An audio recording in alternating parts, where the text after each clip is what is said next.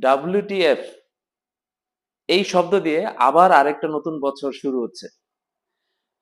2020-তে ডাব্লিউটিএফ দিয়ে আরো একটি বছর গিয়েছিল। সেই বছরটাতে আমাদের প্রত্যেকের জীবনটা পুরো দুর্বিষহ করে দিয়েছিল।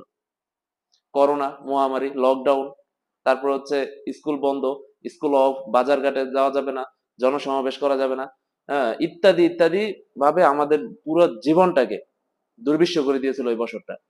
কারণ ওই বছরটা শুরুই হয়েছিল যে WTF দিয়ে, মানে হোয়াট দা।